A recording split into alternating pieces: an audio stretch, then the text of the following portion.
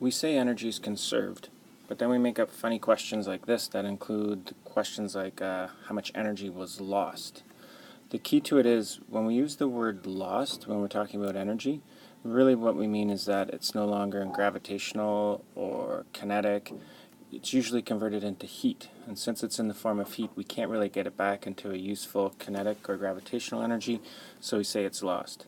A better way would be to say that friction stole some joules away, and when I do it in class I tend to put lost in quotation marks just to emphasize the joules aren't really lost, they're just in a form that's difficult to harness. So we'll crank out this, we'll work on this question together, a standard sort of thing, a roller coaster. It's up high at the top of a 25-meter hill. It's moving a little bit while it's up high, and then eventually it gets to its lowest point and it's moving even faster. I'm going to flip to a blank screen so we can sketch this out and figure it out, but there's our numbers. 400 kilograms, 25 meters high and 2 meters per second, and then eventually 20 meters per second. So I would doodle this one out. I'll try and be neat. We've got a roller coaster hill, little wheels on our roller coaster car.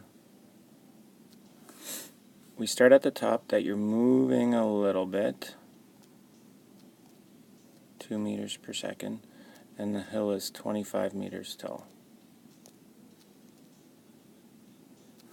Eventually the roller coaster ends up down here at its lowest point. We'll put you in here this time. Now you're moving really quickly.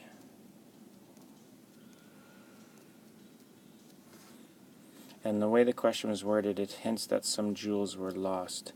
So somewhere through here, again, lost isn't the best word, some of the joules got converted to heat. The track got a little bit warmer, the wheels of the car got a little bit warmer, but joules are no longer in the system as they were before.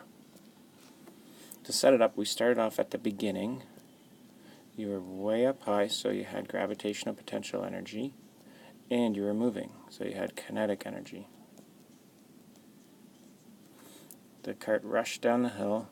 As it rushed down the hill, most of those, well hopefully most, but a lot of those joules got converted to kinetic. Since you ended up at your lowest point, I would call that a height of 0, so I'm not going to worry about gravitational energy there. And then there's some joules that got converted to heat. I'm not a big fan of the word lost, but we'll sort of run with it because that's what we tend to call it, energy lost. Basically, some of it turned into heat. From that line, we're going to turn that into an equation. The mgh plus the 1/2 mv squared get converted into 1/2 mv squared, other v, so prime, plus the energy lost. Sometimes people think the m's cancel out, but in a question like this, when energy is lost, the m's don't cancel out. Okay, give myself a moment, we'll crank out some math. The mass of the roller coaster was 400 multiplied by 9.8. The height was 25.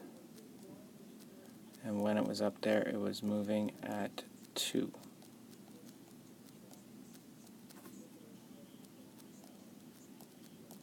So that's my left side of the equal sign. On the right, 1/2 420 squared plus the E lost. If you do the calculator work on that, on the left-hand side, those two terms turn into 98,800. On the right side of the equal sign, that kinetic energy works out to 80,000. Oops, plus. So basically, we started off with 98,800 joules of energy in the kinetic and potential form. At the end of it, we only had 80,000 in the kinetic form. The difference in that is what friction stole away. So in this case, we'll call it E lost. The track would be a little bit warmer, the wheels would be a little bit warmer. The joules that are no longer in the form of gravitational and kinetic are 18,800.